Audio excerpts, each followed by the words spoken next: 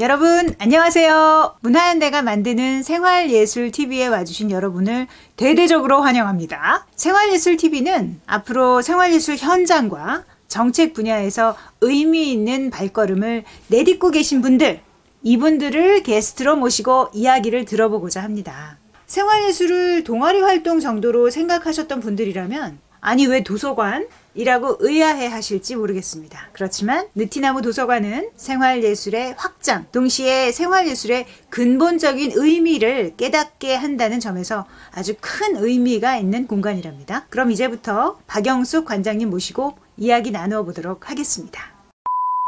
네, 관장님, 여기가 느티나무 도서관 입구인데요. 여기 공간도 범상치 않은 것 같은데 이 전체 어떤 설계라고 할까요? 외관의 설계에 대해 설명 좀 해주시겠어요?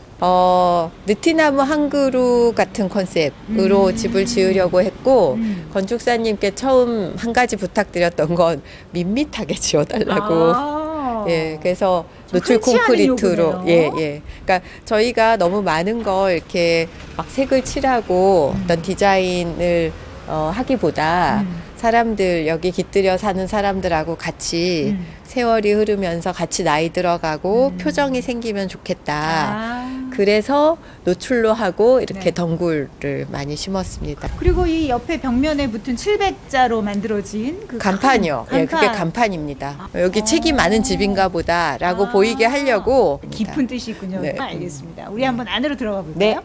네, 여기는 좀 독특해 보이는데요. 책장들이 많기는 한데 여기 CGEF 그러면서 어떤 키워드들이 달려 있어요. 보통 도서관에 가면 철학, 종교, 사회과학, 기술과학, 문학 이렇게 십진분류라고 해서 어떤 학문의 분야로 책이 꽂혀 있죠. 그런데 우리가 살아가면서 겪는 일들은 그렇게 딱 가르기 어려운 고민 이런 걸 주제로 뽑아서 거꾸로 이렇게 사회과학, 기술과학, 문학, 영화 그 영역에 있는 자료들을 모아놓는 겁니다. 그래서 컬렉션이라고 부르고요. 그 DVD도 같이 꽂혀 있고, 그리고 책만이 아니라 기사라든지 논문 이렇게 논문도 뽑아 놓으니까 보게 돼요. 법령이나 조례 같은 것도 같이 꼽아둡니다. 알겠습니다. 이게 컬렉션. 정말 도서관에 이런 공간이 있으리라고 상상도 못했는데 지금 보이시죠? 이 천장이 여기까지밖에 없어요. 여기 제목도 골방? 네, 골방인데 어떤 공간인가요? 아주 몰입해서 책에 빠져들 수 있는 곳이고 거기에 어울리는 만화들만 있습니다. 도서관을 찾는 사람들이 워낙 다양하고 그래서 그 사람들한테 묵독의 공간도 필요하고 낭독의 공간, 토론하는 공간 그런 게 다 필요하기 때문에 구석구석을 좀 다양하게 공간을 만들었어요. 여기는 정말 너무 예뻐서 저희가 지금 앉아봤는데 이 뒤에 보이는 나무 하며 이 공간은 뭔가 특별한 좀 의미가 있을 것 같은데요? 여긴 그냥 문학 책들이 있는 곳입니다. 그래서 좀 혼자 앉아서 책 속에 푹 빠질 수 있는 공간인데요. 제 기억에는 제가 전에 왔을 땐 여기 소파가 하나 있어가지고 소파에서 바깥을 쳐다보면서 앉아있을 수 있게. 그죠? 지금 코로나19 때문에 머무는 걸 좀 자제하려고요. 거리를 두고 이용하고 있어서 그런 푸근하게 앉아있을 수 있는 의자들은 빼두었습니다. 그렇군요. 알겠습니다. 정말 아름다운 공간입니다. 여기는 작당모의라고 이런 작당모의와 같은 위험한 단어를 도서관에 붙여도 되는 겁니까? 예, 저희는 이렇게 세상에 아주 의미 있는 변화를 일으키기 위해서 많은 사람들이 작당을 해야 된다고 생각하고 그 어떤 작당이든지 뭐 실패나 약간의 부작용을 너무 겁내지 않고 작당할 수 있도록 방음 시설이 돼 있는 방을 마련해 두었어요. 근데 이곳에서 주로 무엇을 하나요, 학생들이? 여러 가지를 하죠. 같이 영화를 보기도 하고 뭐 과제 같은 걸 하기도 하고 뭘 하는지 아무튼 뭔가 시끌벅적하게 살짝 먹을 걸 가져다가 실컷 먹기도 하고 그렇군요. 다양한 정말 재미있는 공간입니다. 어른들이 이곳을 이용할 때는 없나요? 네, 어른들도 여기서 간단한 녹음 장비 같은 것도 저희가 이렇게 마이크랑 이런 거 드리면 요즘 팟이나 뭐 유튜브 같은 것도 하잖아요. 그런 거 녹음도 할 수 있고요. 방음 시설이 돼 있어서 정말 유용한 공간이겠네요. 네. 동네에서 여러 가지 용도로 쓰고 있습니다. 알겠습니다. 네, 여기가 그 유명한 느티나무 도서관의 메이커 스페이스인데요. 네. 정말 올라와서 보니까 아주 고가의 네. 고가의 기계들도 보이고 네. 저 뒤에는 이제 공유 주방도 있을 텐데요. 네. 이 공간 설명도 좀 부탁드리겠습니다. 예, 고가의 장비들을 마련할 수 있었어요. 중소벤처기업부에서 전국적으로 이런 공공시설에 메이커스페이스 조성을 지원하는 사업을 해서 네. 지난해에 2019년 초에 저희가 지원을 해서 다행히 지원을 받게 됐고 그래서 이렇게 공사를 하고 장비들을 마련했습니다. 이쪽에 보시는 게 동네 공방이에요. 네. 그래서 벽에 걸려 있는 온갖 연장 장비들이 있고 여기 보시면 이렇게 PET병이랑 이렇게 커피 그 용기나 네네. 뭐 이런 사람들이 집에서 재활용 분리 배출 네. 할 걸 여기다 좀 이렇게 가져와서 저걸로 업사이클을 해보는 네. 예, 그런 공간이고요. 네. 저쪽은 동네 부엌. 여기 뭐 공방에도 그냥 저런 공구만이 아니라 비싼 레이저 커터.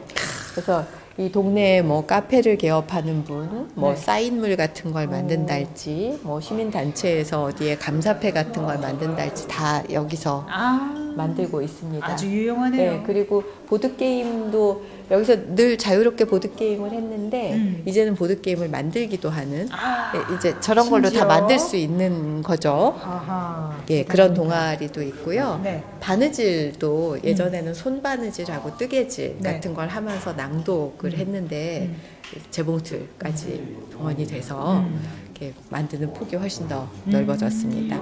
그리고 저쪽에 있는 3D 프린터 네. 그 옆에는 디자인용 컴퓨터. 예, 그래서 누구든지 와서 이용하고 여기서 동네 스타트업이 한 몇 년 안에 한 20, 30개가 탄생하기를 기대하고 있습니다. 스타트업의 산실. 네. 도서관에 이렇게 좋은 공간이 있으리라고 상상도 못했는데 여기가 옥상 공간인가 봐요. 옥상은 또 있고요. 네. 여기는 3층에 윗마당이라고 부르는데 텃밭 연습장입니다. 근데 여기서 뭐 영화제도 하신다고 제가 들었던 것 같은데요. 네. 이 밤에는 그냥 여기 이렇게 천을 하나 걸고 영화를 보고 둘러앉아서 팝콘 대신 옥수수를 쪄서 같이 먹기도 하고 얘기 나누는데요. 네.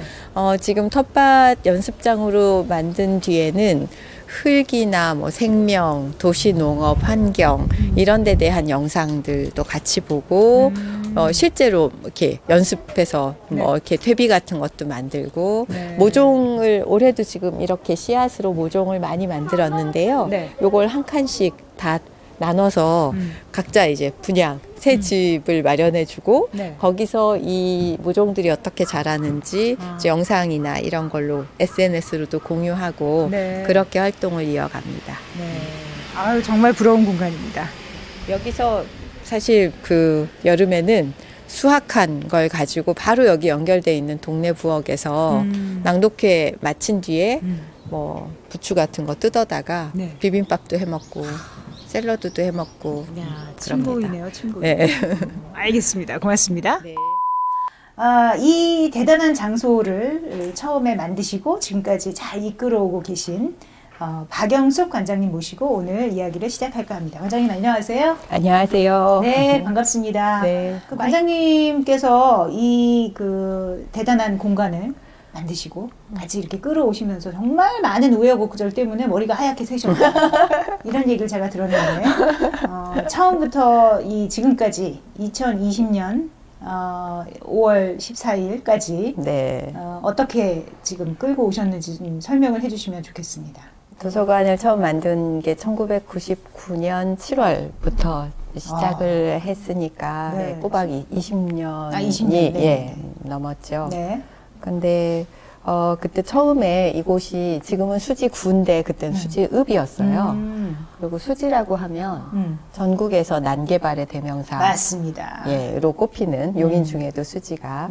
근데 그것도 그 난개발이 막 한창이던 때, 그러니까 수지 1지구가 준공을 하고 2지구가 막 공사를 하던 그래서 그 온 동네가 그냥 공사판인 그런 곳에 제가 1999년에 이사를 왔어요. 네. 그래서 정말 그때 아이가 둘이었는데 네. 두 아이를 데리고 돌아다니면서 정말 동네에 커다란 느티나무 한 그루 있으면 좋겠다. 너무 로맨틱하네요. 예, 그런 바람이 있었는데 운이 좋게도 집을 한 채 살 수 있는 돈이 생겨서 그걸로 상가 지하에 네. 처음 느티나무라는 공간을 만들었고 네. 이 공간을 어떻게 꾸밀까 하다가 이제 책으로 둘러싸인 곳이면 누구든지 오고 아이들이 마치 저절로 자라는 것처럼 네. 이웃들과 어울려서 자라겠다 그런 생각으로 시작을 했죠. 근데 정말 도서관이라는 가능성을 전에는 전혀 생각 못했는데 엄청난 가능성을 만난 게 제 인생 최대의 행운이라고 생각합니다. 네, 그 엄청난 가능성들이 현실화된 게 무엇인지를 이제 하나하나 들어볼 텐데요. 네. 그 옆에 앉아 계신 분을 제가 먼저 좀 소개를 하고 네. 이야기를 본격적으로 끌어갈까 합니다. 어떻게 이 인터뷰에 참여하게 되셨을까요? 원장님이 갑자기 낮에 전화를 갑자기 전화를 해서 전화를 급섭외되신 분. 저 이용자로서 섭외가 되었고요. 네. 준비 없이 와서 제가 드릴 수 있는 말씀이 뭐가 있을지 모르겠는데 아무래도 그러다 보니까 더 좀 솔직한 이야기. 그렇죠. 저희 준비해온 사람들 참 싫어합니다. 네. 그 잠깐 그 소개를 해주시겠어요? 주변에 집을 구하게 돼서 거기 거주를 하게 되면서 자연스럽게 느티나무 도서관의 이용자가 되었고요. 네. 30대 중반 여성이고요. 네. 굳이 직업을 말씀드려야 한다면 현재 육아휴직 중인 교사입니다. 네. 육아휴직 중인 교사. 알겠습니다. 그러면 이제 도서관 얘기를 좀 더 이제 자세히 해봤으면 좋겠는데 아까 사립공공도서관. 네. 사립공공도서관이라는 말이 처음 쓰신 말 아닌가요? 법에 있고요. 그래요? 예, 사립공공도서관? 우리나라 법에 도서관 법에 네. 도서관 종류를 네. 관종이라고 하는데 그게 공공도서관이 있고 학교도서관, 대학도서관, 전문도서관 이렇게 종류가 있어요. 네. 그리고 설립 운영 주체에 따라서 공립이냐 사립이냐 그러니까 그걸 조합하니까 사립공공이 된 건데요. 교수님이시니까 외국에서 공부도 하셔서 사립공공도서관을 영어로 좀 해보실래요? 아니면 독일어? 사립공공도서관 Private Public Library. 그러니까 참 말이 안 되죠. 그러니까요. 예, 그 말이 잘 안 돼서 도서관 사립공공이 많지 않습니다. 아니 정말 사립공공도서관은 이 느티나무밖에 없지 않나요, 우리나라에? 전국에 20개 정도 사립공공도서관이 있는데요. 네. 사립이라고 하지만 뭐 지자체 출연 기관이 운영을 한다든가. 그래서 뭐 사실 실제 예산은 전액이 이제 공공재원이거나 그런 곳들이 많이 있고요. 그러니까 재원의 독립성으로 볼 때 완전 민간은 여기밖에 없는 거죠? 아니요, 또 있습니다. 예, 몇 군데 있고요. 네, 근데 왜 저는 느티나무밖에 모를까요? 예, 제가 안 알려드려서.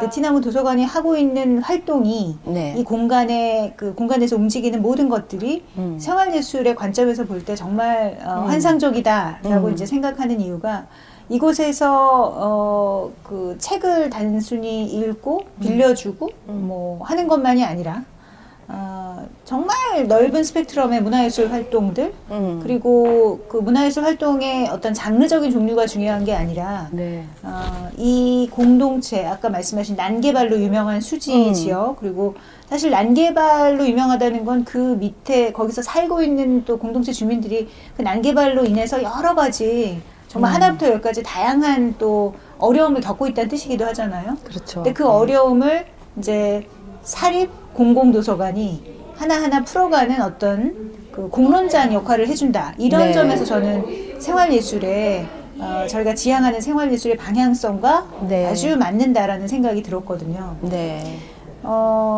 저도 아마 그 관장님을 제가 개인적으로 알기로도 관장님이 아마 이곳에 도서관이라는 공간을 만드실 때 책을 많이 사람들이 보게 하고 싶어 라는 게 최종 목표는 아니었을 거라고 생각하거든요. 이 공간을 만드실 때 어떤 아까 느티나무 한 그루 이렇게 표현을 하셨는데 그걸 조금 더 현실적이고 구체적인 언어로 말씀하신다면 수지에서 어떤 일을 하고 싶으셨을까요? 그러니까 난개발이라는 게 저도 그때 처음 겪었는데요. 이게 삶의 모든 게 땅값, 아파트값 그렇죠. 스로 결정돼 버리는. 그래서 심지어 우리가 도서관 열고 나서도 학교에서 이제 돌아온 아이들이 도서관에 많이 오는데 그때 보면 이렇게 그 아파트 단지 아이들과 네. 원주민 마을이라고 불리는 원주민, 네. 예, 아니 사람들이 그래서 실제 원주민이라고 표현하죠. 실제 그 말을 썼어요. 네네. 그러니까 원주민 마을이라는 말이 약간 비하하는. 그래서 이제 좀 가까이 지내지 마라. 이제 거리를 부모님들이 두자. 좀 경계를 두라고. 근데 그런 면에서 도서관이 굉장히 큰 역할을 했다고 생각하는 게 그 좁은 공간에 같이 어울릴 수밖에 없었고. 근데 그때 되게 중요한 아주 큰 역할을 했던 게 저희가 아주 매력적인 책들, 심지어 우리나라에 그때 이렇게 번역돼서 나오지 않은 그림책 이런 거 막 원서 이런 것도 갖다 놓고 마이크로소프트에 막 그 DVD 뭐 이런 네. 것도 갖다 놓고 네. 그래서 사람들이 올 수밖에 없는 거예요. 되게 교육열이 높은 사람들도. 그런데 그 사람들이 일단 좀 다른 환경에 있는 사람들을 만나게 되니까 만나서 알게 되고 관계가 생기니까 이게 네. 변화하는 거죠. 그렇죠. 왜 막연히 오를 때는 저쪽 단지, 저쪽 동네 애들하고는 만나지 마라. 네. 이런 그런 어떤 선입견, 편견 이런 게 있었는데 그렇게 만나는 장으로 되게 의미가 있었어요. 그러니까 느티나무라는 어떤 막연한 그 이름을 꿈꿨던 게 아마 마을, 그러니까 사람들이 다양한 사람들이 어울리는 마을의 공간을 바랐던 거구나라고 저도 생각을 하게 됐고요. 네. 아까 뭐 책을 많이 읽는 걸 뭐 궁극적인 목표로 하진 않았을 거라고 말씀하셨는데 그 당시에 또 한쪽으로 논술이 몇 년도 그 90년대 후반에 초등부터 이 독서교실 막 이런 논술 붐이 대비 일었군요. 그러면서 아주 어린 아이들을 대상으로 한 방문 독서지도 막 이런 학습지 같이 맞아요. 그런 게 또 한참 만들어지고 그래서 이제는 책마저 그러니까 사람이 태어나면 자연이 또 한 3분의 1 키우고 또 이렇게 사람이 키우고, 그리고 이제 책이 키운다 그렇죠. 이런 이야기들을 하잖아요. 근데 이젠 책마저 그 학습으로. 그래서 이거는 아이들에게서 뭔가를 빼앗는 건데 그냥 책으로 둘러싸인 공간에서 애들 읽히려고 하지 말고 어른들이 읽고 성찰하고 나누고 이런 풍경 속에서 있으면 애들이 잘하겠다. 그런 생각이었죠. 그래서 그냥 그 공간 하나를 얻고 사방을 책으로 둘러싸서 뭔가 소방 안전 시설도 해야 될 것 같고 뭔가 이렇게 등록을 해야 될 것 같아서 막 읍사무소 이런 데 찾아다니다 보니까 문고라는 그 사립 문고, 그러니까 도서관의 아주 작은 형태인데 그게 있다는 걸 공무원이 열심히 법을 찾아줘가지고 그래서 도서관이라고 이름을 이제 붙이게 됐어요. 근데 그게 아주 행운이었죠. 그때부터 도서관이라는 것에 왜 앞에 공공자가 붙는지 이런 걸 공부하면서 알게 됐거든요. 그렇군요. 그 선생님께서는 그 지금 관장님 말씀 아마 여기 3년 반이나 이용하셨으면 전에도 들어보셨을 것은 같은데 이런 이야기. 네.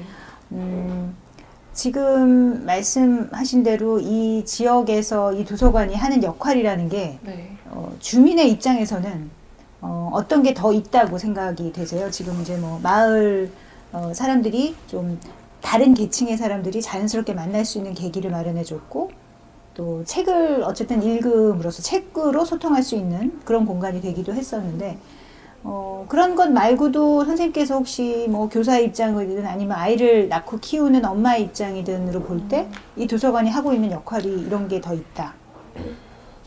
일단 제가 처음에는 도서관에 와서 책도 빌리고 책도 읽고 했어요. 근데 지금은 도서관에서 책을 읽지 않거든요. 왜요? 읽을 수가 없어요. 왜요? 너무 많은 사람들이 말을 걸어오기 때문에. 말을 걸어와서? 네. 그러니까 이제 아는 사람이 너무 많아요. 3년 반 정도 이용을 하다 보니까 사서 선생님들 얼굴과 이름 다 알게 되었고 저희 아이의 이름도 다 알고 불러주시고. 익명의 공간이 아니군요, 더 이상. 그쵸. 책을 빌리기는 거의 제가 읽는 책의 모든 것은 다 이곳에서 빌리기는 하지만 없는 책은 또 신청해서 네. 구입을 또 요청하기는 하지만 이곳에서 뭐 제가 하고 싶은 뭐 글쓰기 작업 같은 걸 한다거나 책을 읽는다거나 하지는 않아요. 않습니다. 이건 좋은 건가요? 나쁜 건가요? 모르겠네. 제가 이 말씀을 꺼낸 이유는 네네. 아까 이 도서관의 역할을 저한테 여쭤보셨던 것 같은데 네. 제가 생각하기에는 저한테 굉장히 소중한 공동체 하나가 생긴 느낌이에요. 그러니까 원래 좀 사적인 이야기지만 제가 지금 휴직 중이고 가족들이라는 가족이라는 세 명의 공동체 안에 이렇게 집중하고 있는 시기이기 때문에 그래서 더 행복한 면도 있지만 힘들기도 했거든요. 그렇죠. 네. 근데 저를 좀 이해해주는 다른 면에서 이해해주는 사람들 그리고 저와 다른 주제로 이야기 나눌 수 있는 사람들을 만날 수 있는 곳이기 때문에 그런 사람들을 만나는 장이자 그 사람들 자체로서의 공동체라는 역할이 느티나무가 저한테 해주고 있는 가장 큰 선물인 것 같습니다. 말씀을 듣다 보니까 이 공간이 뭐 그렇게 일부러 의도하시지 않았을 수도 있지만 좀 젠더라는 관점에서 볼 때 여성, 특히 임신, 출산, 육아를 겪으시는 여성분들에게 훨씬 더 소중한 공간이 되었을 수도 있겠다. 그런 생각도 듭니다. 왜냐하면 이제 데이타임에 거주지에 머물고 있는, 주거 공간에 머물고 있는 분들은 대부분 여자인 경우가 많고 그런데 말씀하신 것처럼 정말 좋은 포인트를 짚어주셨는데 임신이나 출산이나 육아로 인해서 집에 좀 갇혀 있다거나 할까라고까지 표현할 수 있을 거의 고립된. 그렇죠. 고립되어 있는 여성들에게 하나의 아주 가깝고 일단 물리적으로 가까워야 되잖아요. 가까운 공간에서 편안하게 무료로 다른 사람들과 소통할 수 있는 그런 공간이었던 거죠. 가깝고 열려있는 공간이라는 그렇죠. 게 저한테는 가장 컸던 것 그렇죠. 같아요. 저희 아이를 데리고 가기에 가장 부담이 없는 장소가 도서관이라는 게 참 아이러니하잖아요. 그러니까 그 도서관은 조용해야 하고 그렇죠. 특히나 어린 아이들에게는 좀 진입 장벽이 있는 것 같은데 근데 저희 아이가 지금 20개월이거든요. 네. 이제 몇 마디 하는 정도의 네네. 아이인데 네. 여기서 자기가 하고 싶은 것 하더라도 제가 그렇게 눈치 보이지 않고 그리고 그렇죠, 아이도 즐거울 수 있는 공간이라는 점에서 아마 저뿐만 아니라 많은 아이의 부모님들이 이 공간을 그런 의미에서도 소중하게 생각하고 있을 것 같아요. 맞습니다. 그러니까 이 공간이 사람들한테 그렇게 열려 있고 그럼으로 인해서 20개월 아이도 올 수 있는 그런 자유로운 공간이었기 때문에 이 공동체가 자연스럽게 형성된 것이 아닐까 하는 생각이 드는데 그런 의미에서 박영숙 관장님도 뭐 서울문화재단을 비롯해서 지금의 생활문화, 생활예술 정책의 추이에 대해서도 많이 보셨잖아요. 네. 거기에 이 느티나무 도서관을 운영하신 관장으로서 좀 따끔하게 충고 한마디 해주신다면 어떤 말씀을 해주실 수 있을까요? 많이 다들 말씀하시는 건데요. 네. 가시적인 성과에 매달리지 말고 천천히 삶 속으로 들어가야 된다고 말은 다 해요. 그렇죠. 근데 실제로 그렇지 않은. 그렇죠. 그러니까 그런 생각을 담으려면 뭐 사업의 과정, 절차, 형식 이런 게 거기에 맞춰서 가야 되는데 그렇죠. 뭐 공모 사업이라든가 이런 걸 보면 그 틀은 바뀌지 않은. 그래서 그 다른 생각을 담지만 그 생각이 구겨져 들어가면서 역시 뭐 마찬가지로 나오는 것 같아요. 그러니까 사실은 한 사람 한 사람에게 집중하는 게 굉장히 필요한데 그걸 그렇죠. 그게 공공재원을 가지고 이렇게 소수에게 집중하는 건 비효율적이라고 생각하는 것 아닐까. 그리고 뭐 공정성이라든가 누구도 누락되지 않도록 뭐 이런 강박이 오히려 아무것도 못하게 하지 않나 이런 생각이 드는데요. 예를 들어 좀 전에 말씀 들으면서 우리 훈기가 이제 더 보고 싶어져 아기가 있는데 아기 이름이 훈기예요? 예. 근데 그 아기가 최근에 세탁기에 관심이 생겨서 그러니까 세탁에 그래서 빨래도 개키고 침대에 이제 아들인 거죠? 네. 예, 교육을 잘 시키고 계시네요. 네, 분류해서 빨래를 분류해서 갖다 놓을 수도 있을 어머나, 정도인데 세상에. 그래서 우리 사서들이 모여서 세탁기가 들어가 있는 사진, 그림 뭐 뭘로든 들어가 있는 책을 찾고 뭐 없으면 사야 돼, 어떻게 어느 책을 살까 야. 이렇게 고르거든요. 네. 그러니까 이런 이용자들을 만나는 게 저희는 아주 행운이죠. 그래서 이렇게 집에서 아이랑 보내는 시간 동안 많은 시간을 세탁기 얘기를 하며 보내는데 그걸 계기로 우리 도서관에서도 그 나이 때 아이들이 어떤 식으로 삶에서 뭔가를 배우고 관심을 갖게 되는지, 그리고 그런 걸로 책을 고르게 되거든요. 그러니까 그런 상호 관계가 이제 그냥 공동체라는 말로 담기에도 굉장히 많은 게 오고 간다고 생각하는데, 예술이 뭔지 솔직히 잘 모르지만 한 가지 그냥 삶이 예술이더라는 걸 20년 동안 이 시간을 보내면서 봐왔고요. 예술이 뭔데, 뭐 예술의 조건이라 그래야 되나? 하나만 하라 그러면 저는 감동. 아니, 맞아요, 교수님? 네. 근데 그러니까 감동이라는 게 서로 공감하고 그게 우리 마음을 울리고 뭔가 생각하게 하고, 그래서 우리를 막 변화시키고 또 괜찮게 만들고 용기를 내게 하기도 하고 이러잖아요. 근데 도서관이 저는 생활예술의 공간이라고 생각하는 이유는 그런 우리 삶에서 어떤 그 많은 장면, 많은 순간들에 뭐랄까 의미를 입힌달까? 저희는 서사를 입힌다라는 얘기, 이렇게 내러티브로 엮어간다는 얘기를 많이 하는데, 그게 우리가 이름을 지은 게 아니라 그냥 도서관을 이어오면서 그런 느낌이 드는 거예요. 사람들의 삶에 이런 내러티브가, 서사가 엮인다. 그리고 지난 오랜 세월 동안 다양한 시대, 다양한 뭐 문화의 환경에서 그런 삶을 살았던 사람들의 이야기가 여기 다 책꽂이에 있잖아요.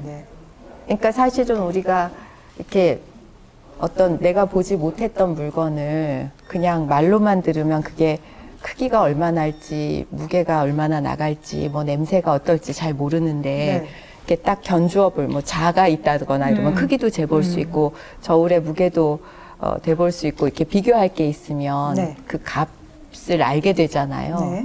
그러니까 여기에 있는 책들이 사람들에게 자기 삶의 어떤 의미, 이런 걸 다시 한번 이렇게 가늠해 본달까? 그리고 그런 걸 나누면서 내 삶에도 이렇게 의미를 입힐 수 있는 언어가 생기는 그런 곳이라는 생각이 그냥 일상적으로 많이 들어요. 그래서 예술적인 공간이 아닐까. 그 말씀을 들으니까 지금의 솔직히 말씀드리면 직자적인 느낌은 뭐냐면, 저는 이제 생활예술 정책 분야에서 많이 활동을 하잖아요. 근데 항상 드는 생각은, 정책은, 관이 주도하는 정책은 그물코가 너무 크다. 그래서 디테일하게 사람들의 니즈를 잡아내지 못한다. 다 빠져나가는 거죠. 그물코는 그물이라고 크게 있는데 정작 사람들의 니즈는 잡아내지 못하는, 다 빠져나가는 거예요. 술수 새죠. 그런 제 그물은 굉장히 누덕누덕한 누더기 같다는 생각이 들고, 관장님이 가지고 계신 그물은 너무나 촘촘해서 촘촘함을 지나서 정교한 레이스 자수? 이렇게 표현하면 될까요? 아름다운 레이스 자수처럼 사람들을 항상 이렇게 안아주고, 니즈도 안아주고, 그 니즈를 안아준 모습 자체가 아름다운, 내가 왜 이렇게 말을 잘하지? 그런 일을 하고 계시다라는 생각이 드는데, 아까 이제 그 훈기가 세탁기에 관심을 가져서 이 마을의 도서관의 사서들이 온통 세탁기 자료를 찾는다는, 저는 그것 자체가 너무 충격적인 거죠. 어느 도서관의 사서가 어떤 이용자의, 물론 오래 이용하셨지만 이용자의 그 20개월 된 아기가 가지고 있는 관심사에 관심을 기울이겠습니까? 그죠? 그래서 그런 이 섬세한 관계 속에서 만들어지는 니즈에 대한 파악, 그리고 니즈를 충족시켜주기 위한 노력, 이런 것들이 좀 제가 너무 튑니다만 사실 지금 우리가 촬영하고 있는 이 순간이 여전히 우리가 코로나의 공포로부터 벗어나지 못하고 있는 시기이거든요. 저희가 사실 마스크 쓰고 해야 되는데 이 이른바 포스트 코로나 시대, 포스트 코로나 시대에 우리에게 필요한 것은 사실 이러한 관심과 관계다. 저는 그런 생각이 들거든요. 네. 그래서 그런 측면에서 지금의 이 관주도적인 생활예술 정책이라는 것이 느티나무 도서관으로부터 배워야 하는 것이 바로 이런 것이다. 로컬에서 아주 섬세한 방식으로 관계를 돌아볼 수 있게 하는 것, 그리고 그것을 실행할 수 있는 것, 그것이 생활예술의 정책에 있어서 가장 첫 번째로 중요한 것이 되어야 한다. 이런 생각이 드네요. 네. 아까 하셨던 질문에 좀 더 가까운 답이 될 것 같은 게 떠오른 게 생활예술 정책하는 분들께 그러니까 정말 좀 전에 우리 아기 얘처럼 하나라도 네. 집중해서 충분히 공을 들이면 좋겠어요.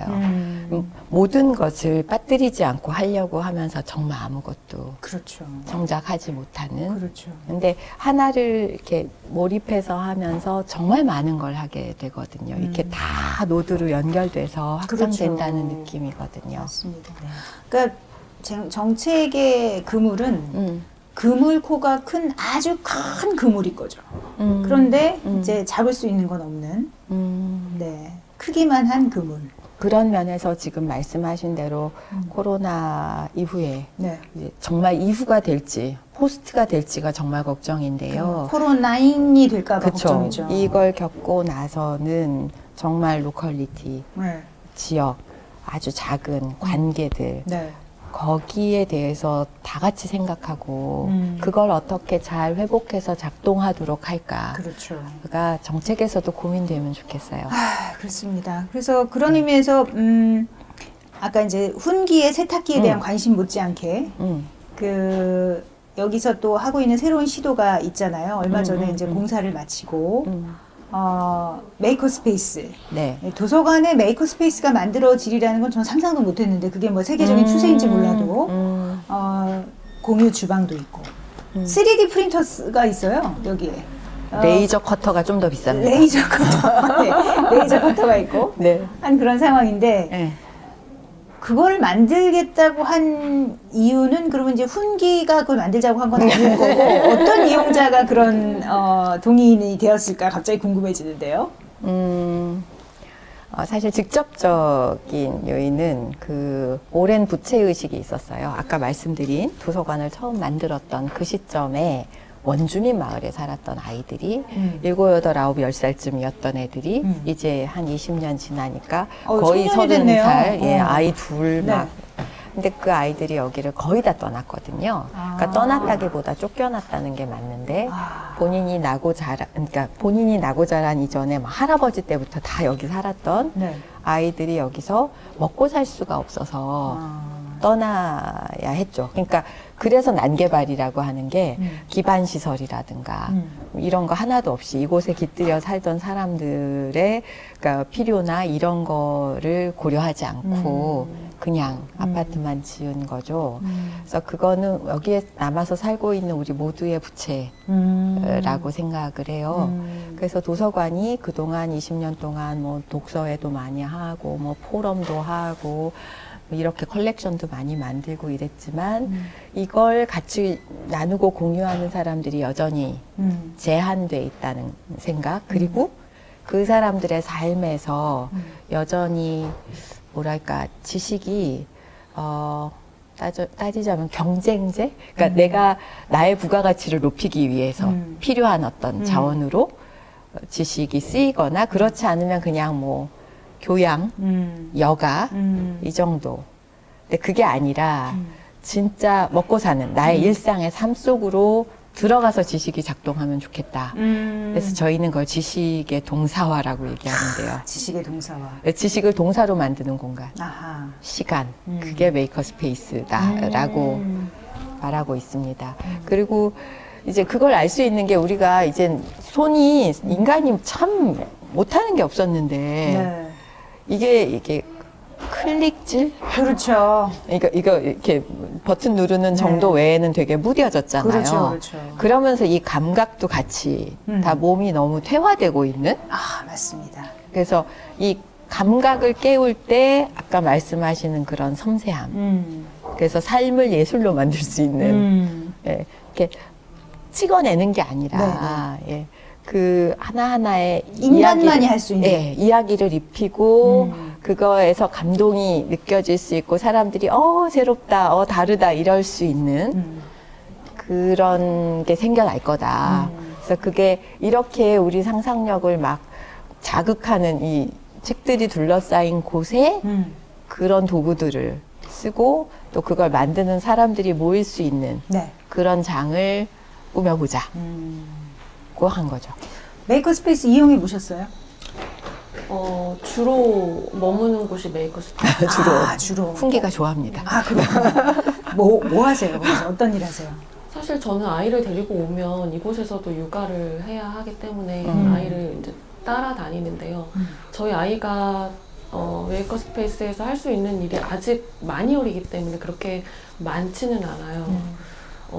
메이커스페이스에서 일단 집에는 없는 그런 채색 도구들 가지고 이제 그림 그리고 놀고 그리고 메이커스페이스에서 문만 열고 나가면 옥상 텃밭으로 연결이 되거든요. 그렇죠. 옥상 텃밭에서 이제 흙도 보고 개미도 보고 그리고 식물도 그쵸. 보고 그렇죠. 그리고 그 햇빛도 쬐고 네. 이런 것들 토마토도 따먹고 네, 맞아요. 직접 먹는 거 중요하죠. 진짜 허브 막 따먹고 네, 직접 재배한 토마토도 직접 입에 넣어보고 네, 쏙 넣어보고 바로 따서 먹어보고 그리고 아이한테는 사실 생각해보면 그렇게 활동할 수 있는 공간이 없거든요. 네.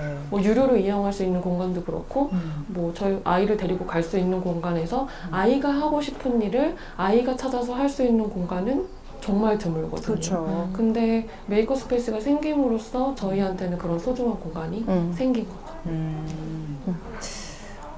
그러니까 메이커스페이스는 만드신 분의 취지와는 무관하게 이용하시는 분들의 니즈에 따라서 무궁무진하게 만들어지는 네. 그런 매력이 있는 것 같은데 네. 그런 측면에서 이제 생활예술에서 항상 과정과 시민 참여를 자발적인 시민 참여를 강조하잖아요.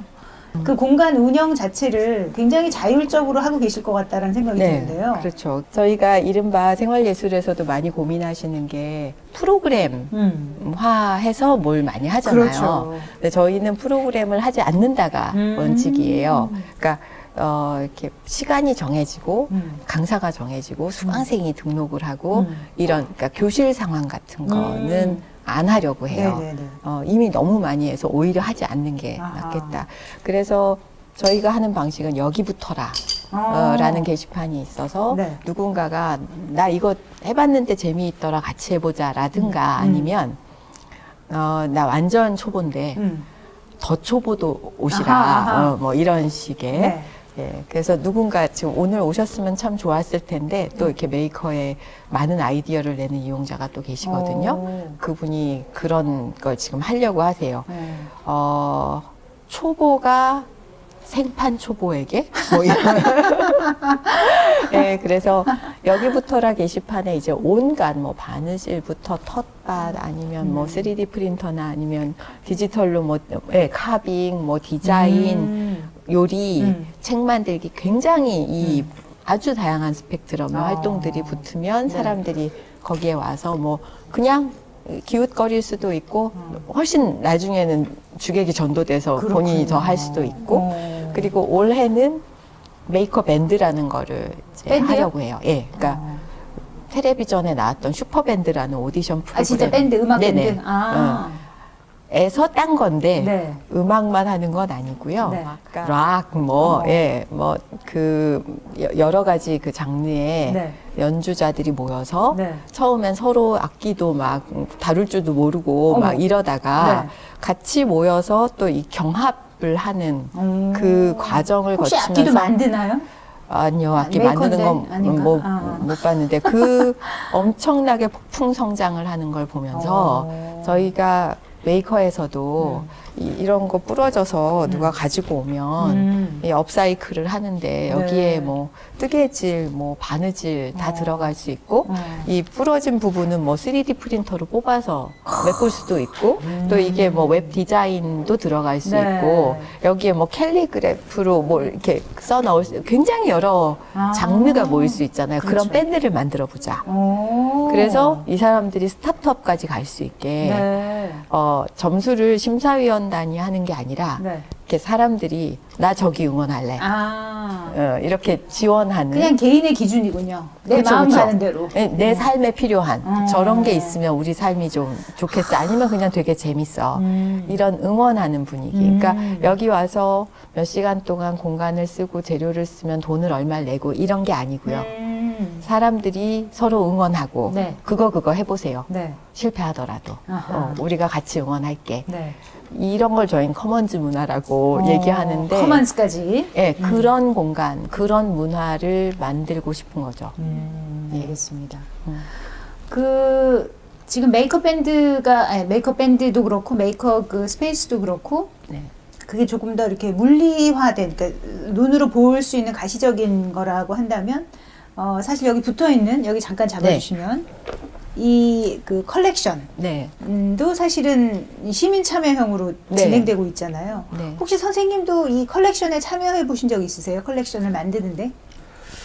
컬렉션을 만드는데 직접 참여해 본 적은 없고 컬렉션을 많이 이용할 수밖에 없는 환경인 것 같기는 해요. 컬렉션을 한번 소개를 해 주실 수 있으세요? 이용자로서 컬렉션이 뭐다? 느티나무 도서관의 컬렉션은 뭐다? 아마 도서관을 방문하시는 분들은 자기가 원하는 책이 있어서 방문하실 거예요. 그쵸. 책을 빌리고 싶어서 먼저 대부분의 요즘의 이용자들은 먼저 검색을 해보고 책이 비치되어 있는지를 확인을 하고 그 책을 빌리러 오는 분들이 많을 텐데 도서관에 들어오자마자 가장 먼저 만나는 공간이 이 컬렉션 공간이거든요. 그렇죠. 그러면 한번 둘러보게 될 거예요. 자연스럽게.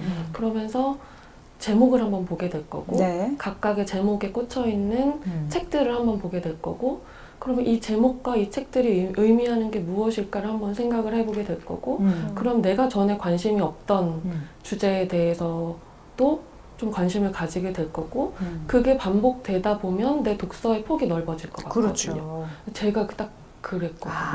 오면 그냥 계속 둘러보는 거예요. 그러니까 컬렉션이 매일 바뀌거나 아주 자주 바뀌는 거는 아니지만 그리고 또 그거에 비해 제가 아주 자주 방문하는 편이기는 하지만 올 때마다 한 번씩 둘러봐요. 그러면 처음에는 안 들어오던 것들이 눈에 들어와요. 그래서 하나 이렇게 빼서 읽은 책이 저의 뭐 올해의 책이 되기도 하고 사람들한테 추천해주고 싶은 책이 되기도 하고 그런 면에서 컬렉션이 이용자들한테 직접 다가온다는 느낌? 책들이 나한테 다가온다는 느낌을 굉장히 많이 주는 그런 시도. 예, 추가해서 좀 말씀을 드리자면 느티나무 도서관 컬렉션의 특징이 뭐냐면 보통은 이제 도서관에 들어가면 여러분들이 보실 수 있는 게 사회과학, 뭐 인문, 예체능 이런 식으로 이제 나뉘어져 있잖아요. 근데 그걸 그냥 무시하고 잘 모아서 그 사람들이 여기를 이용하시는 분들이 이 카테고리제이션을 만드시는 거죠. 주제어를 딱 던져서 일종의 집단지성의 힘으로 이 도서관을 이용하시는 집단지성의 힘으로 만약에 여기 나온 것처럼 사소하지 않은 일상이라는 주제어가 있으면 거기에 이 책이 맞겠다라고 책을 올리고 그걸 관련해서 토론을 해 나가면서 그 카테고리를 만들어 주는 거예요. 그것으로 인해서 느티나무 도서관은 사실 처음 굉장히 유명해지는. 그래서 여기 여러분들이 이제 궁금해서 혹시 느티나무 도서관 홈페이지를 들어가 보면 그 컬렉션 사이트가 따로 있어서 아주 매력적인 그 주제어들 하에 읽을 수 있는 책들이 무엇인가를 쭉 소개해 놓은 리스트가 있거든요. 저는 그 발상도 정말 신선하다고 생각을 했고, 지금 그 이용하시는 선생님 말씀을 들어보니까, 정말 책이 다가온다라는 표현이 왜 그렇게 말씀하시는 것인지를 알 것 같다라는 생각이 드는데요. 컬렉션이 하나 만들어질 때 주제가 보통 네. 저희가 매주 네. 그 회의를 사서들이 아예 도서가 문을 닫고 저희는 집중 업무일이라고 아하. 딱 정해놓고 문을 닫거든요. 네. 그리고 하루 종일 회의도 하고 뭐 밖에 나가기도 하고 그러는데 그때 한 주 동안 각자가 만났던 이용자들의 이야기를 이런 고민이 있고 또 어떤 이용자가 이런 책을 보고 이런 반응을 주셨고 이런 걸 추천했고 어떤 책을 사서분들이 신청했다. 알고 보니까 스파이군요. 네, 그래서 그러면서 이런 주제들을 하나씩 이렇게 이쪽 주제로 책만이 아니라 영화, 논문, 신문 스크랩, 뭐 심지어 법령이나 조례 이런 것까지 관련해서 모아보는 거예요. 그 과정에 사실은 이 댁의 이야기도 여러 번 언급이 됐었고 또 컬렉션을 보고 보여주시는 반응 있잖아요. 그게 그 컬렉션을 계속 더 보완하고 이제 발전시키는 데 반영이 되고 있어요. 그런데 이 모든 시도의 바탕에는 사실 이용자들에 대한 신뢰가 있어야 되잖아요. 그쵸. 아까 뭐 레이저 커터기 되게 비싸다 이러셨는데 네. 뭐 훈기가 레이저 커터를 망가뜨릴 수도 있는 것이고 뭐 여러 가지 다양한 염려도 있고 사실 생활예술 정책에서도 이용자들이 이용하는 공간을 관이 가지고 있는 공간을 오픈하지 못하는 이유 중에 하나가 주민들에 대한 신뢰가 부족하기 때문이거든요. 이렇게 단단한 신뢰, 주민에 대한 단단한 신뢰는 도대체 어떻게 구축이 된 걸까요? 지나치게 걱정을 많이 해서 아무것도 못하게 되는 것 같거든요. 근데 신뢰가 신뢰를 낳는다고 생각하고요. 네. 저희가 믿는 건 인간의 자존감인데 누구나 본인이 존엄한 존재이고자 하고 그렇게 살고 좀 더 나은 가치 있는 삶을 살고자 하는 본능이 있다고 생각해요. 그거에 믿고 거기에 베팅을 하는 건데요. 예를 들면 저희가 출입구가 밖에서 들어올 수 있는 게 6개거든요. 아, 그래요? 그래서 아무데도 센서가 안 달려 있죠. 아. 보통 들어갈 때 도난 방지 장치가 네, 그렇죠. 있잖아요. 근데 그거 하나가 제일 싼 게 1,300만 원인데 그거 다 하면 1억이잖아요. 그렇군요. 6군데 달면. 네. 근데 책을 1억 원어치 잃어버리려면 정말 애써야 돼요. 애써서 그날 잃어버려야 1억 원어치를 잃어버릴 수 있거든요. 네네. 그러니까 사실 생각해보면 뒤집어서 생각해보면 그렇게까지 그 많은 비용을 그걸 방지하기 위해서 쓸 일인가. 그보다는 오히려 사람들의 시민성, 스스로 어떤 참여하는 공공성 그런 거에 베팅하는 게 훨씬 비용 효과가 좋습니다. 굉장히 경영학적인 그런 발상이시네요. 왜냐하면 그래야 이게 정책에 반영될 것 같아요. 자, 그러면은 가장 그러니까 가장 궁금해할 이걸 들으시는 분들이 가장 궁금해하실 얘기를 여쭤보고 싶은데 도대체 그 많은 재원은 어디서 마련되는 겁니까? 저희가 뭐 계속 20년 동안 많이 변화해 왔는데요. 처음에는 정말 집살돈으로 시작을 했는데 3년쯤 지나고 재단을 만들었어요. 왜냐하면 도서관은 밑 빠진 독 정도가 아니라 네. 예, 정말 독 정도가 아니구나. 그래서 재원이 필요하다 생각해서 사단법인이 아니라 재단을 만들었고 처음에는 이사회를 아예 후원 이사회로 꾸렸어요. 아이고. 그러니까 보통 이사님들이 뭐 사업의 방향을 의논하고 이래야 되는데 이건 일단은 들이부어야 되는 해마다 우리가 이 많은 작업을 하는 사람이 네. 필요하면 그 급여가 필요하고 그렇죠. 예, 그래서 그만큼 도서관은 가치 있는 일이다. 인류가 발명해낸 가장 인류가 참 대견하게 느껴질 만큼의 대단한 사회적 장치다. 이런 생각을 하면서 한 달에 이제 100만 원, 200만 원, 300만 원 뭐 이 정도씩을 내시라. 그러면 일은 우리가 다 하겠다. 아직 도서관의 가치, 가능성 이런 걸 저도 그랬고 다들 경험하지 못했었잖아요. 그래서 거기에서 기부가 일어나는 건 되게 어려운 일이어서 이건 아주 현실적인 얘기인데 처음에는 이미 신뢰를 갖고 있는 사람들 예, 그런 사람들하고 시작을 해서 네. 말도 안 되는 후원금. 고액 후원을 하는. 그분들이 여전히 이어지고 그쵸. 있나요? 그러니까 한 몇 년 하다 말 줄 알았다고. 근데 와. 아직도 이어지는. 그래서 저희가 묻지마 후원이라고 하는데 사실 뭐 이걸 보실 분들은 이런 문화예술 공간 같은 걸 직접 운영하셔야 되거나 만드실 분들도 계실 것 같아서 있는 대로 말씀을 드리면 어떤 공공 재원을 지원받을 길도 없었고요. 예, 사실은 기부도 우리나라에서 난민이나 소아암이 아니고는 기부가 잘 안 되는 문화잖아요. 네. 그래서 우리가 지금 도서관에서 기부를 활성화하면 그게 우리나라 기부 문화를 발전시키는 데도 되게 의미가 있을 거다. 왜냐하면 내가 뭔가 부족한 사람을 내가 능력이 있어서 도와주는 기부가 아니라 내가 누리는, 그러니까 우리가 다 같이 누리는 것의 기부. 이게 도서관이 그게 되게 상징적으로 그렇죠. 확실한 거예요. 그래서 도서관에서 기부를 활성화한다면 우리나라의 기부 문화가 바뀔 수 있겠다. 근데 지금 뭐 요즘은 여기 이용자 중에도 책을 내면서 텀블벅 그 크라우드 펀딩으로 내시기도 하고요. 문화가 많이 바뀌었다고 생각은 해요.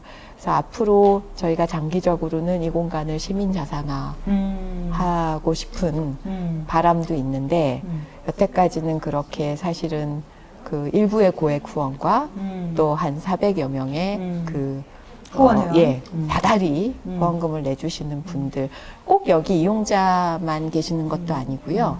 네, 그렇죠. 이렇게 교수님을 비롯해서 이런 시도가 이제 어떤 모델을 만들고 우리가 또 다른 가능성을 실험해 볼 필요가 있다. 이런 동의하는 분들이 후원을 해주셔서 그렇다면 이 느티나무 도서관의 모델이 네.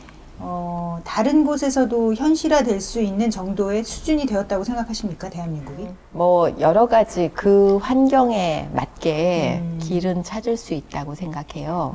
요즘 지역에서 사람들이 정말 마음을 모아서 한다면 가능할 거다 생각하고 또 전국에 지금 1,100개쯤 공공도서관이 있어요. 네. 공립이요. 근데 그 도서관들이 이렇게 열릴 수 있으면 좋겠다고 생각하는 거죠. 네. 그 말씀을 들으면서 사실 저희가 코로나를 겪으면서 대한민국이 선진국이다라는 걸 스스로 이제 깨닫게 되는 그런 상황이 됐잖아요. 근데 이미 20년 전부터 그렇게 고액을 내신 20년 동안 내오신 분들이 계시다는 거, 그분들이 정말 모두 다 뭐 중소기업 대표라든가 이런 분들만은 아니실 텐데 그런 분들이 계시다는 게 저한테는 대한민국 정말 희망이 있는데 그런 생각이 들기도 하고 공공의 재원으로 만들어진 공간들이 실패하게 되는 이유를 저희 여태까지 계속 이야기했잖아요. 그물코 얘기도 했었고 네. 가둬놓는 거 이런 얘기를 했었는데 저도 결국엔 생활예술이 진정으로 시민 속에 뿌리박기 위해서는 민간의 재원으로 이루어진 많은 네. 활동과 공간들이 만들어져야 된다고 생각하는데 그런 측면에서 정말 느티나무 도서관은 선도적인 아름다운 모델을 보여주고 있다는 생각이 듭니다. 마지막으로 그 선생님한테도 한번 여쭤보고 싶은 게 20년 후에 그 느티나무 도서관은 이런 모습이었으면 좋겠다라는 어떤 바람 같은 거 그런 게 있으실까요? 뭐 더 커졌으면 좋겠다든가 뭐 여러 가지가 있겠죠. 일단 그때까지 지속 가능했습니다. 굉장히 냉철하신 아까도 얘기가 나왔던 부분이지만 도서관이 이용자들을 신뢰하고 있기 때문에 다른 공공도서관보다 훨씬 더 짧게 휴관을 할 수 있었던 것 같아요. 다른 도서관들이 문을 닫을 때 이곳은 열고 있었고 그렇죠. 그리고 더 빨리 다시 재개관을 할 수 있었던 것 같은데 그 신뢰의 바탕은 또 도서관을 이용하는 이용자들이 도서관을 아끼는 마음인 것 같거든요. 그렇죠. 아끼기 때문에 더 조심하고 그리고 그 마음을 또 도서관은 신뢰를 해주는 거고 그렇기 때문에 자발적인 후원도 일어나는 거고 그럼으로 인해서 이 관계가 계속 유지가 돼 가는 것 같아요. 네. 그래서 저의 바람은 그냥 단순히 재원 문제 때문만이 아니라 그 관계의 지속, 제가 소중히 여기고 그리고 아마 저희 아이가 나중에 커서 소중히 여기게 될 이 관계와 이 장이 오래 갔으면 좋겠다. 크게 20년 후에는 더 어떻게 됐으면 좋겠다 이런 바람은 없고요. 네. 쭉 이렇게 오래 머물러 주길, 옆에 있어 주길 바라는 마음이 더 큽니다. 자, 그러면은 관장님께서 바라시는 네, 20년 네, 네. 후의 미래는 20년. 20년에는 내가 없어도 여기가 잘 되고 있으면 좋겠다. 뭐 이런 건 얘기하지 마시고요. 다른 얘기해 주세요. 코로나 말씀을 하셔서 네. 코로나를 겪으면서 다들 참 두렵고 암담함과 동시에 희망이나 가능성도 보고 있다고 생각해요. 특히 이런 로컬리티, 더 작게 마을 단위에서 사람들이 서로를 잘 인지하고 같이 어울려 살 방법을 찾아야겠다. 왜 이런 생각은 다 하는 것 같고, 또 하나 우리나라가 정말 선진국이라고 말씀하신 것처럼 너무 멋지게 잘했잖아요. 그런데 그물코가 클 수밖에, 이렇게 더 좁힐 수 있는 것의 한계가 예를 들어서 급식비 예산을 줄인 걸 가지고 3kg씩 야채를 가가호호 그렇죠. 배달하는 그거밖에 할 수 없는 거죠. 중앙정부 차원에서는. 네네. 아무리 빅데이터가 있다고 해도 이 집에서 조리를 할 사람이 있는지, 반찬을 하면 먹을 사람이 있는지, 보관할 냉장고가 있는지, 그렇죠. 뭐는 못 먹는 사람이 있진 않아요. 이걸 다 할 수는 없잖아요. 그럼요. 그래서 결국은 훨씬 작은 관계망들, 아렌트 같은 사람이 얘기하는 친밀권, 네. 그런 우리가 그냥 얼굴을 알고 적절하게 그 거리가 존중되지만 아무튼 서로 알고 있는, 그래서 더 신뢰할 수 있는 관계, 이 사이에서 돌봄 같은 게 작동해야겠다.